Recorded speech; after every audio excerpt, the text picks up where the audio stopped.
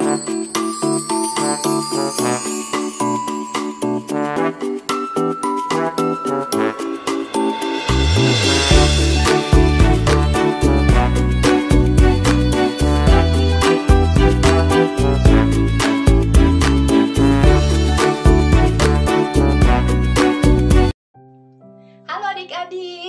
apa kabar?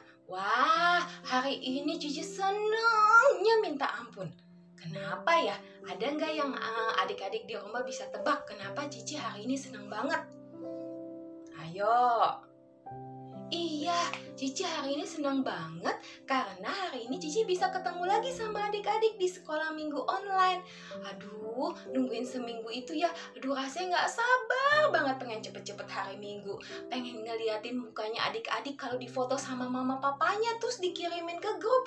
Aduh, pada senang banget. Pasti semua Cici Koko yang ngeliat itu semuanya bersuka cita. Mereka senang karena melihat adik-adik yang selalu setia setiap minggu untuk selalu beribadah.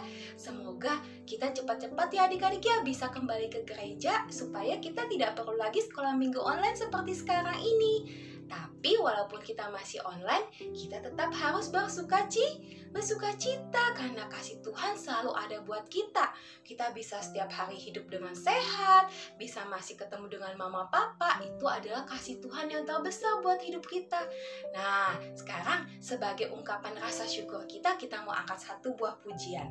Kita mau nyanyikan lagu Adalah Sukacita di Hatiku. Bisa kan semua? Ya, ikutin Cici ya. Wah, supaya lebih semangat, coba adik-adik yang di rumah semuanya bangun yuk. Berdiri, ikutin, temenin Cici untuk nyanyiin lagu ini. Yuk, kita nyanyikan lagu ini sama-sama ya.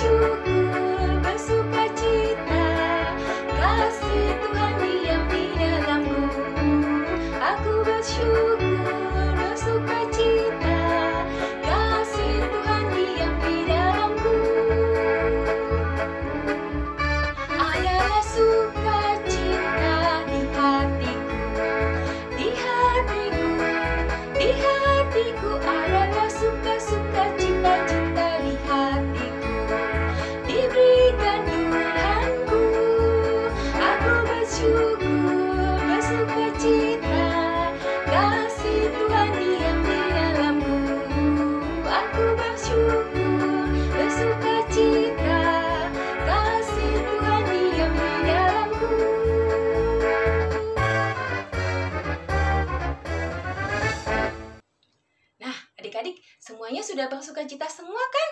Oke, Cici tahu pasti semua adik-adik udah senang, sudah bersuka cita, udah bergembira. Karena kita punya Tuhan yang selalu ada buat kita.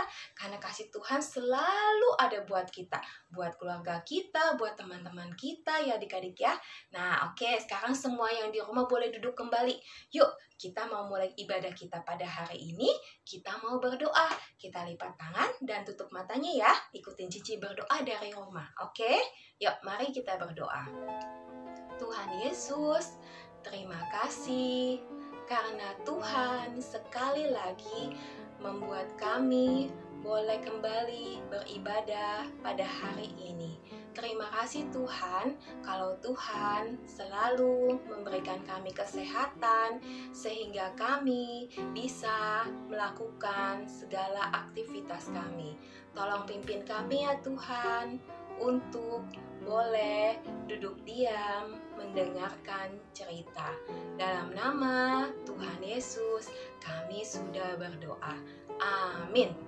Kling. Oke adik-adik. Nah, tadi kita udah bersuka cita, kita udah bersenang-senang, kita udah bergembira karena kasihnya Tuhan. Nah, sebagai anak-anak Tuhan, kita harus hidup mengikuti apa yang dilakukan Tuhan. Kita harus membuat semua orang itu ingin tahu siapa sih Tuhan yang kita kenal. Caranya gimana? Dengan cara kita hidup menurut kehendak Tuhan. Jadi anak yang baik, jadi menjadi anak yang selalu menurut perintah orang tua, yang suka menolong orang lain, sehingga orang-orang tuh jadi pengen juga kenal sama Tuhan yang kita kenal adik-adik. Nah, adik-adik mau kan seperti itu? Nah, cara salah satunya gimana ya supaya kita tahu kehendak Tuhan? Caranya dengan kita rajin membaca Alkitab, rajin mendengarkan cerita. Dari sana kita tahu Tuhan maunya apa buat kita. Nah, saat ini kita juga mau sebentar lagi mendengarkan cerita. Nah, cerita dari firman Tuhan. Untuk itu, kita mau angkat satu buah pujian lagi ya sebelum kita mendengarkan cerita nanti yang akan dibawakan oleh guru sekolah minggu yang lainnya.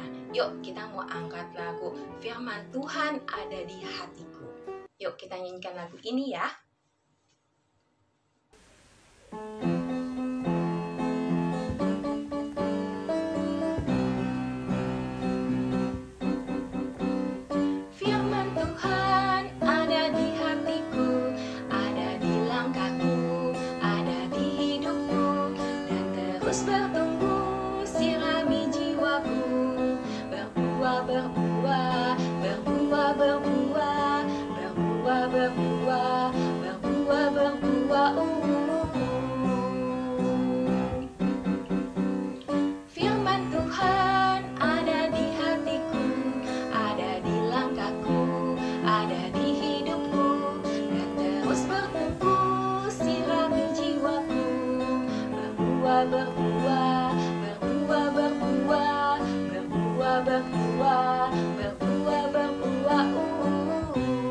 Satu kali lagi adik-adik. Firman Tuhan ada di hatiku, ada di langkahku, ada di hidupku, dan terus bertumbuh sirami jiwaku. Berbuah, berbuah, berbuah, berbuah, berbuah, berbuah, berbuah, berbuah.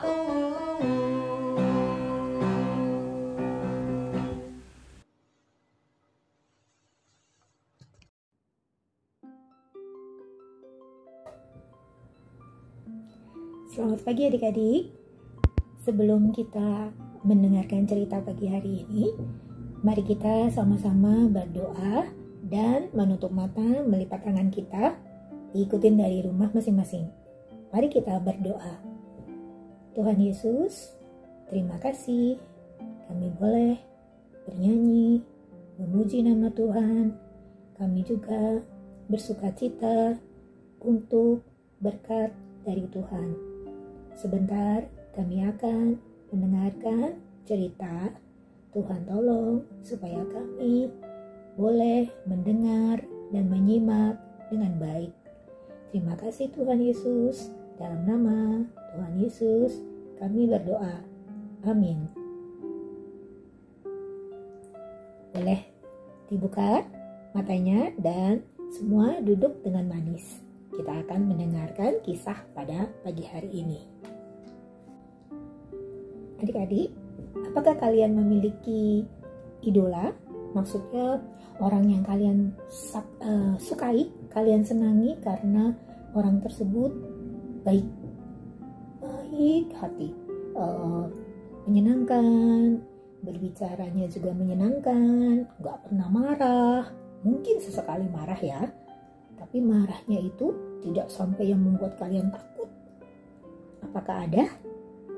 Nah, Cici dulu waktu zamannya masih bersekolah memiliki idola juga, yaitu guru di kelas. Guru tersebut, ibu guru lebih tepatnya, sangat baik. Kalau marah tidak pernah galak-galak sekali, suaranya juga nggak pernah yang wah melengking-lengking sampai bikin orang gemeter ketakutan. Dan ibu guru kalau mengajar juga begitu sabar, begitu baik. Kalau ditanya selalu mau menjelaskan. Dan yang terlebih penting, ibu guru ini juga orang yang takut akan Tuhan.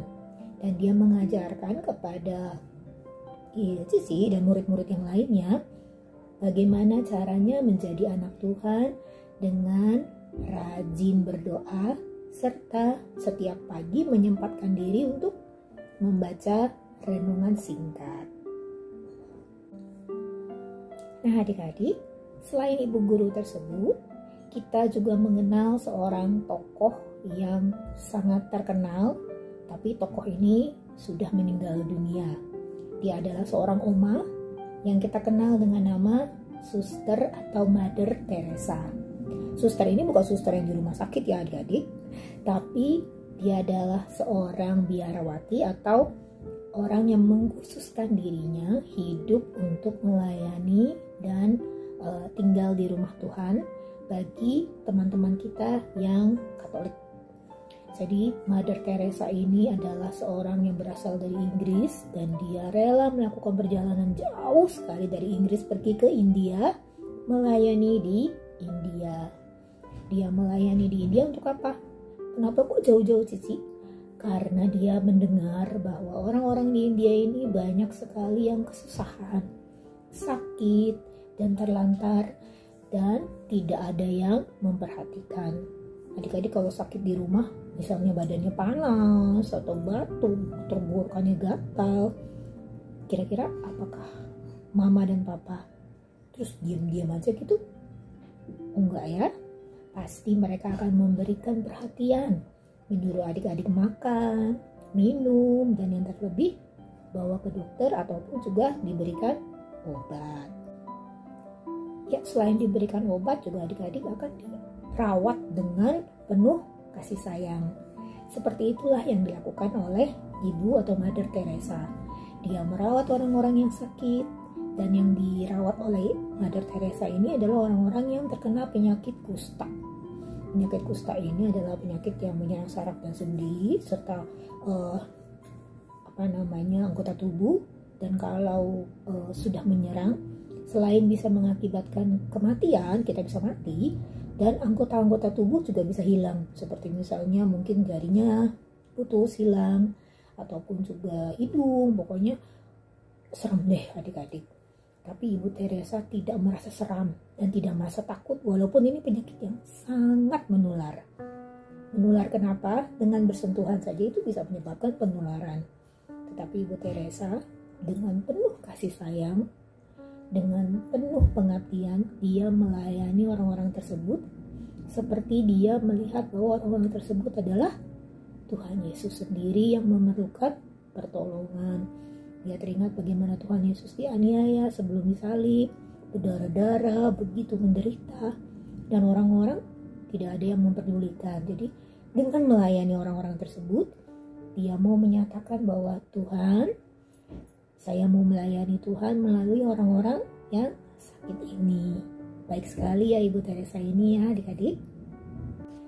Nah adik-adik, dengan kebaikan, pelayanan, pengabdian Ibu Teresa buat orang-orang sakit, sakitnya yang tadi Cici cerita bukan sakit kayak pilek, demam, wah ini sakit kusta yang menular sekali, dan yang menderita penyakit ini juga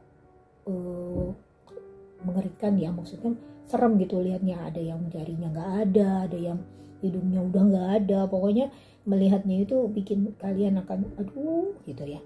Cici aja kalau ngebayangin, aduh kok bisa ya Ibu Teresa ini begitu luar biasa, mau melayani dan mau memberikan waktunya, dirinya, dan dia nggak takut, walaupun mungkin dia bisa ketularan, dia tetap melayani orang-orang yang sakit ini di India, jauh dari negara tempat atau jauh dari rumahnya dia. Dan berkat apa yang sudah dilakukan oleh Ibu Teresa, kebaikannya membuat apa? Nama Tuhan Yesus dipermuliakan. Betul sekali. Orang-orang melihat bahwa Ibu Teresa ini betul-betul anak Tuhan yang mau memberikan hidupnya, dirinya, kesehatannya, semua-muanya untuk kemuliaan nama Tuhan dan untuk memanusiakan manusia lain yang sedang sakit. Karena waktu itu di India, kalau ada orang yang sakit kusta itu digeletakin aja di jalan, dibiarin deh mati, atau mungkin nanti mau gimana terserah. Nah kasihan ya, padahal sesama manusia, ciptaan kita ini ciptaan Tuhan menurut peta dan teladan, gambar dan rupa dari Tuhan. Jadi Ibu Teresa menganggap bahwa semua orang yang sakit ini adalah ciptaan Tuhan yang sangat berharga dan harus dijaga dan dirawat dengan penuh kasih sayang. Nah, selain dari Ibu Teresa yang kebaikannya, karya-karyanya, adik-adik bisa lihat sendiri nanti kalau lagi belajar di rumah ya, memakai aplikasi, nanti dicari, itu banyak sekali cerita-cerita atau kisah-kisah tentang Ibu Teresa yang memberikan hidupnya, memberikan dirinya untuk melayani Tuhan sehingga nama Tuhan dipermuliakan. Nah, dari cerita pagi hari ini di kitab 2 Tawarikh, kita akan belajar mengenai seorang raja Israel yang terkenal karena kebijaksanaan dan hikmatnya. Siapa dia? Pintar sekali, adik-adik sudah tahu ya. Dia adalah Salomo. Salomo adalah seorang yang sangat bijak, penuh hikmat. Karena apa? Karena dia meminta daripada Tuhan kebijakan dan hikmat untuk bisa menjadi raja yang baik bagi bangsanya. Selain bijak dan penuh hikmat, Salomo juga memperlakukan orang-orang di sekelilingnya dengan penuh kebaikan dan kasih sayang. Dengan pengawalnya, pelayan-pelayannya, hamba-hambanya, dia begitu memperhatikan dan memperlakukan mereka sebagaimana layaknya manusia. Apakah ada di sini adik-adik yang mungkin di rumah ada mbak, kemudian kalau manggil mbaknya itu, waduh teriakannya buah gitu ya, untuk wah lama banget sih gitu. Adakah yang seperti itu? Mungkin kalau lagi kesel terus marah-marah gitu, terus mbaknya deh yang kena marah. Ada? Oh enggak ya, anak-anak di sini pasti semuanya adalah anak-anaknya baik, yang bertutur kata dengan baik seperti Salomo, dengan kebijakannya dan dengan hikmatnya yang dari Tuhan memperlakukan orang lain dengan baik dan dengan penuh kasih, sehingga membuat nama Salomo bukan saja terkenal di Israel tetapi ke seluruh tempat, sehingga seorang ratu dari negara Sheba rela menempuh perjalanan 250 km. Wah, jauh banget itu ya. Dia berjalan dengan menggunakan unta, keledai, kuda, datang pergi ke Israel khusus ketemu dengan Salomo. Dia mau melihat, bener gak sih ini Salomo begitu pandai, berhikmat. Ternyata dia menyaksikan sendiri bagaimana bukan saja Salomo ini raja yang baik, tapi juga raja yang penuh hikmat dan mengasihi bawahannya. Nah, karena si Ratu Sheba sudah melihat sendiri bagaimana Salomo adalah orang yang penuh hikmat, cerdas. Hikmat itu cerdas ya. Dia juga mau memperlakukan bawahannya dengan begitu baik. Dan biasanya kan kadang-kadang nih dulu zamannya Cici, orang-orang yang penuh hikmat, orang-orang yang cerdas itu agak-agak gimana gitu kalau diajak ngomong. Nah, Salomo ini adalah orang yang berhikmat, tapi dia juga orang yang mau bergaul, mau bertutur kata dengan baik, dan yang penting tidak sombong karena dia tahu hikmat dan kebijaksanaan serta semua yang dia miliki itu berkat dari Tuhan. Sehingga akhirnya Ratu Sheba memuji nama Tuhan. Tuhan itu baik, luar biasa, karena dia sudah memberikan yang terbaik melalui Salomo, sehingga orang-orang lain bisa menyaksikan kehebatan Tuhan. Nah adik-adik, apakah kita mau menjadi Salomo kecil dan juga mau menjadi Ibu Teresa atau Mother Teresa kecil? Iya, Cici juga berusaha ya. Udah sebesar ini pun kalau meneladani, ikut teladan idola Cici, si guru yang tadi Cici cerita, ataupun Ibu Teresa ataupun Salomo, itu susah. Kenapa? Kadang-kadang kita suka marah gitu. Kalau lagi kesel gitu ya pasti deh. Aduh, kalau kesel tuh bawaannya malas gitu kalau ngomong yang baik-baik. Pengennya bawaannya mau kalau marah ya, kalau kesel ya mau ngomongnya agak bentak-bentak gitu. Ya enggak? Atau kalau lagi kesel tuh diajak ngomong, udah dicuekin aja. Apa sih ngomong apa sih? Nggak tahu gitu. Enggak ya. Kita harus berusaha berhikmat, bijaksana seperti Salomo, memperlakukan orang lain dengan baik, dan juga mau seperti Ibu Teresa yang mau merawat, memanusiakan orang lain. Banyak sekali saat ini orang-orang di sekeliling kita yang mungkin sedang kesusahan, kekurangan. Mari kita Ingat mereka bahwa mereka di dalam doa setiap malam ataupun pagi. Dan apabila kalian bisa menolong ataupun membantu mereka, lakukanlah. Kalau belum bisa, doakanlah. Dan mari kita berbuat baik dimulai dari lingkungan tempat kita tinggal, yaitu di rumah. Mari kita berbicara baik, berkata-kata yang sopan, dan jangan suka marah-marah, bentak-bentak, wah mudilah, apalah, enggak ya. Anak-anak Tuhan adalah anak-anak yang memuliakan nama Tuhan, yang bertutur kata baik, dan yang pastinya hidupnya itu sangat berkenan di hati Tuhan, seperti Ibu Teresa dan Raja Salomo tadi, sehingga orang lain memuliakan nama Tuhan. Ya, kita mau orang lain semuanya memuliakan nama Tuhan dengan perbuatan kita yang baik dan yang berkenan buat Tuhan. Ingat tadi sudah Cici bilang, berbuat baik itu cukup dilakukan pada saat ini di rumah ya, karena kita lebih baik di rumah. Gak usah yang susah-susah, bertutur kata yang sopan, berkata-kata baik, jangan suka bentak-bentak. Kalau bisa marah-marahnya dikurangin ya. Marah-marah gak bisa bikin kayak marah-marah tuh, dikurangin.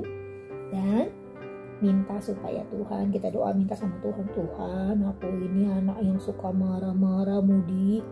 Minta supaya Tuhan kasih hikmat seperti Dia berikan pada Salomo, supaya kita jadi anak yang baik, mau belajar, mau bekerja di rumah dengan membantu mama dan papa, dan selain itu mau mengerjakan tugas-tugas kita, baik tugas sekolah maupun tugas di rumah dengan baik.